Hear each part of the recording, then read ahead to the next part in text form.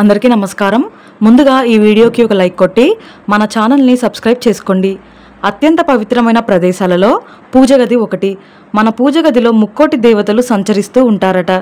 అయితే వాస్తుశాస్త్రం ప్రకారం మీ పూజ గదిలో ఏమున్నా లేకపోయినా కొన్ని వస్తువులు మాత్రం తప్పనిసరిగా ఉండాలని వేద పండితులు సూచిస్తున్నారు. అప్పుడు మాత్రమే మీరు చేసే పూజలకు రెట్టింపు పుణ్య ఫలితం కలుగుతుంది. మన పూజ గదిలో ఖచ్చితంగా ఉండాల్సిన అత్యంత ముఖ్యమైన వస్తువుల గురించి ఈ వీడియోలో తెలుసుకుందాం. ముందుగా ఈ వీడియోకి ఒక లైక్ కొట్టి ప్రతి ఒక్కరూ జై శ్రీరామ్ అని కామెంట్ చేయండి. మన సనాతన ధర్మంలో గంగా జలానికి చాలా ప్రాముఖ్యత ఉంటుంది. కాబట్టి ప్రతి ఒక్కరి పూజ గదిలో తప్పనిసరిగా గంగా జలాన్ని పెట్టుకోవాలి. ఇంట్లో దీపారాధన చేసేటప్పుడు పూజ గది చుట్టూ గంగా జలం చిలకరించి దీపారాధన చేసుకోవాలి. అలాగే ప్రతి పౌర్ణమి రోజున మీ ఇల్లంతా గంగా జలాన్ని చిలకరిస్తే మీ ఇంట్లో ఉన్న దుష్టశక్తులన్నీ తొలగిపోయి మీ ఇంట్లోకి వెంటనే లక్ష్మీదేవి అడుగుపెడుతుంది. ఇక ప్రతి ఒక్కరి పూజ గదిలో పసుపు కుంకుమలు, గంధం పొడి, అలాగే అక్షింతలు తప్పనిసరిగా ఉండాలి. ఇంట్లో పూజ పూర్తయిన తర్వాత దేవునికి నమస్కారం చేసుకొని పూజ గదిలో ఉన్న అక్షింతలను తలపైన వేసుకుంటే దేవుని ఆశీర్వాదం ఖచ్చితంగా లభిస్తుంది. ఎంతో పవిత్రమైన పూజ గదిలో తప్పనిసరిగా స్వస్తిక్ గుర్తును వేసుకోవాలి. పసుపుతో స్వస్తిక్ గుర్తు వేసి కుంకుమ బొట్లు పెట్టుకోండి. పూజ గదిలో స్వస్తిక్ గుర్తు ఉంటేనే మీరు చేసే పూజలకు సరైన పుణ్య ఫలితం లభిస్తుంది. ఇక మన సంస్కృతి సంప్రదాయాల్లో నెమలి పించానికి చాలా దైవశక్తి ఉంటుంది. కాబట్టి మీ పూజ గదిలో నెమలి పించం పెట్టుకుంటే మీ ఇంటిపై ఎవరి దృష్టి పడకుండా ఉంటుంది. అలాగే మీ ఇంటి ఆదాయం కూడా విపరీతంగా పెరిగిపోతుంది. అయితే ప్రతిరోజు ఉదయం స్నానం చేసిన తర్వాత నెమలి పించంతో దేవునికి గాలి విసిరి నమస్కారం చేసుకోండి. ప్రతిరోజు దేవునికి ఇలా సేవ చేస్తే మీ కుటుంబంలో ఎలాంటి డబ్బు సమస్యలు ఏర్పడకుండా చేపట్టిన పనుల్లో విజయాలను సాధిస్తారు. అలాగే దీపారాధన చేసే సమయంలో ఒక రాగి చెంబులో నీళ్లు పోసి మీ పూజ గదిలో పెట్టుకోండి. పూజ గదిలో నీటి కలశం ఉంటే సర్వదేవతలు సంతృప్తి చెంది మన కోరిన కోరికలన్నీ తప్పకుండా తీరుస్తారని నమ్మకం.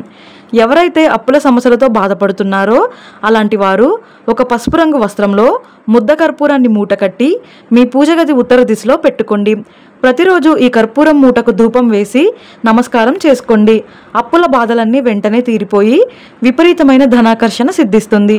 మీ మనసులో ఏదైనా కోరిక ఉంటే ఆ కోరిక అతి త్వరలోనే నెరవేరాలంటే నువ్వుల నూనెతో దీపారాధన చేసి దేవునికి నైవేద్యంగా ఎండు ద్రాక్షను నివేదించండి. ఇలా దీపారాధన చేస్తూ ఉంటే మీ కోరిక ఖచ్చితంగా నెరవేరుతుంది. అలాగే ప్రతి ఒక్కరి పూజ గదిలో తప్పనిసరిగా శంఖం ఉండాలి.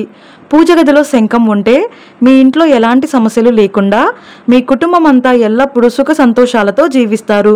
అయితే ప్రతి గురువారం నాడు పూజ గదిలో ఉన్న శంఖానికి అభిషేకం చేసి నమస్కారం చేసుకుంటే కోరిన కోరికలన్నీ వెంటనే నెరవేరుతాయి. విష్ణుమూర్తి ఆశీర్వాదం మీ కుటుంబంపై ఎల్లవేళలా ఉంటుంది. మన హిందూ ధర్మశాస్త్రాల ప్రకారం గోమాతను దేవతగా పూజిస్తారు. గోమాతను పూజిస్తే 33 కోట్ల మంది దేవతలను పూజించినట్టే. గో పంచకాన్ని పూజ గదిలో పెట్టుకుంటే 33 కోట్ల మంది దేవతలు మీ ఇంటిని రక్షిస్తారు. అలాగే మీ ఇంటిపై ఎల్లవేళలా లక్ష్మీదేవి అనుగ్రహం ఉంటుంది. ఇక మనలో చాలా మంది తాబేలును పూజిస్తారు. తాబేలు సాక్షాత్తు విష్ణుమూర్తి స్వరూపం. కాబట్టి ప్రతి ఒక్కరి పూజ గదిలో తప్పనిసరిగా తాబేలు విగ్రహం ఉండాలి. ఎవరింట్లో అయితే తాబేలు విగ్రహం ఉంటుందో ఆ ఇంట్లో సిరి సంపదలకు కొరత ఉండదు. తరచూ ఆర్థిక సమస్యలు అలాగే అప్పుల బాధలు పెరిగిపోతుంటే మీ పూజ గదిలో ఉన్న లక్ష్మీదేవి చిత్రపటం ముందు పసుపు కొమ్ములు పెట్టుకోండి. పూజ గదిలో పసుపు కొమ్ములు పెట్టుకుంటే డబ్బు సమస్యలన్నీ నెల రోజుల్లోనే తీరిపోతాయి. ఎరుపు రంగు కుంకుమకు చాలా దైవశక్తి ఉంటుంది. కాబట్టి ప్రతిరోజు ఉదయం స్నానం చేసిన తర్వాత మీ పూజ గదిలో ఉన్న దేవుని కుంకుమను పెట్టుకోండి. కుంకుమలో లక్ష్మీదేవి కొలువై ఉంటుంది. కాబట్టి ప్రతిరోజు కుంకుమ బొట్టు పెట్టుకుంటే విపరీతమైన లక్ష్మీ కటాక్షం సిద్ధిస్తుంది. అలాగే మీ పూజ గదిలో తప్పనిసరిగా విభూదిని పెట్టుకోండి. ప్రతిరోజు విభూది బొట్టు పెట్టుకుంటే మీ జాతకం అద్భుతంగా మారిపోతుంది. జాతకంలో ఉన్న దురదృష్టం తొలగిపోయి అష్టైశ్వర్యాలు కలిసొస్తాయి. ఇక దేవుని పూజలో పుష్పాలు లేనప్పుడు అక్షింతలతో దేవునికి పూజ చేసుకోవచ్చు. ఇక దీపారాధన సమయంలో గులాబీ పూలతో దేవుడిని పూజిస్తే డబ్బు పరంగా బాగా కలిసొస్తుంది. ఇక సన్నజాజులతో దేవుడిని పూజిస్తే వివాహం కాని వారికి త్వరగా వివాహం కుదురుతుంది. అలాగే గన్నేరు పూలతో దేవుడిని పూజిస్తే ఉద్యోగ ప్రాప్తి సిద్ధిస్తుంది. ఇక ఆవు నెయ్యితో దీపారాధన చేస్తే మీ భర్త సంపాదన విపరీతంగా పెరిగిపోతుంది. అలాగే కొబ్బరి నూనెతో దీపారాధన చేస్తే అప్పుల సమస్యలన్నీ వెంటనే తీరిపోతాయి. లక్ష్మీదేవికి ఇష్టమైన వాటిలో లక్ష్మీ గవ్వలు ఒకటి. కాబట్టి మీ పూజ గదిలో 6 గవ్వలను పెట్టుకోండి. లక్ష్మీదేవి అనుగ్రహించి సకల సంపదలను అందిస్తుంది. రాధాకృష్ణుల చిత్రపటాన్ని పూజ గదిలో పెట్టుకుంటే భార్యాభర్తల మధ్య మనస్పర్ధలు లేకుండా దంపతుల మధ్య అన్యోన్యత పెరుగుతుంది. అలాగే చదువుకునే విద్యార్థులు పడక గదిలో సరస్వతీదేవి చిత్రపటాన్ని పెడితే విద్యార్థులకు మంచి విద్యాబుద్ధులు ప్రాప్తిస్తాయి. ఇక మీ పూజ గదిలో తప్పనిసరిగా పచ్చ కర్పూరాన్ని ఎక్కువగా పెట్టుకోవాలి. పచ్చ కర్పూరాన్ని సకల దేవతలు ఇష్టపడతారు. కర్పూరం నుండి వచ్చే సువాసనలతోనే లక్ష్మీదేవి సంతృప్తి చెందుతుంది. అలాగే పచ్చ కర్పూరంతో విష్ణుమూర్తికి హారతి ఇచ్చి నమస్కారం చేసుకుంటే ఏది కోరుకున్నా వెంటనే నెరవేరుతుంది. అదేవిధంగా ప్రతి ఒక్కరి పూజ గదిలో తప్పనిసరిగా దేవుని గంట ఉండాలి. ప్రతిరోజు స్నానం చేసిన తర్వాత దేవునికి నమస్కారం చేసి గంటను మోగిస్తే మీ ఇంటికున్న అష్టదరిద్రాలు తొలగిపోయి మీ కుటుంబానికి చాలా మంచి జరుగుతుంది. ఇక పూజలో ఉపయోగించే దీపారాధన కుందులు చాలా పవిత్రంగా ఉండాలి. ఇత్తడి కుందుల్లో కానీ వెండి ప్రమిదల్లో కానీ దీపారాధన చేయాలి. దీపారాధన చేసే దీపం కుందులు నల్లగా ఉండకూడదు. ఇక ఆడవారు దీపారాధన చేసేటప్పుడు మంగళసూత్రానికి కుంకుమ బొట్టు పెట్టుకొని దేవునికి నమస్కారం చేసుకుంటే మీ భర్త ఆయుష్ పెరుగుతుంది. అలాగే మీ భర్తకు అదృష్టం కలిసొచ్చి బాగా డబ్బు సంపాదించాలంటే స్త్రీలు ప్రతిరోజు కుంకుమ బొట్టు పెట్టుకునేటప్పుడు ఒక శక్తివంతమైన మంత్రాన్ని జపించండి.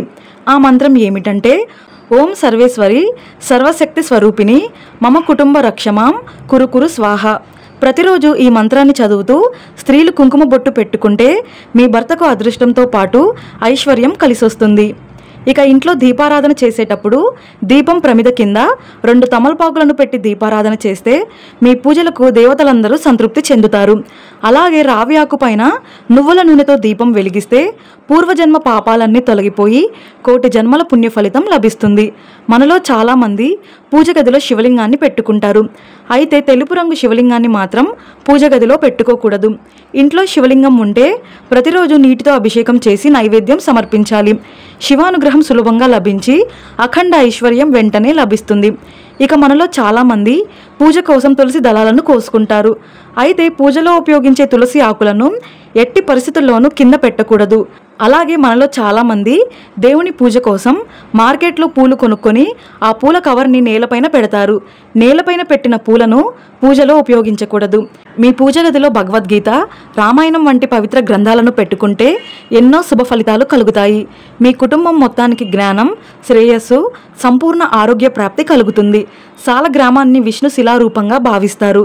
కాబట్టి మీ పూజ గదిలో సాలగ్రామాన్ని పెట్టి పూజిస్తే లక్ష్మీదేవి అనుగ్రహం మీ ఇంటిపై ఎల్లవేళలా ఉంటుందని మీ కుటుంబం మొత్తానికి అఖండ ఐశ్వర్యం కలిసొస్తుంది. ఇక ప్రతి ఒక్కరి పూజ గది తప్పనిసరిగా ఈశాన్య దిక్కులోనే ఉండాలి. దక్షిణ దిశలో మాత్రం పొరపాటున కూడా పూజ గది ఉండకూడదు. దక్షిణ దిశలో పూజ గది ఉంటే ఆ ఇంట్లో ఆర్థిక సమస్యలు, కుటుంబ కలహాలు, అనారోగ్య సమస్యలు పెరిగిపోతాయి. ఈ వీడియో మీకు నచ్చితే లైక్ చేసి సబ్స్క్రైబ్ చేసుకోండి. జై శ్రీరామ్.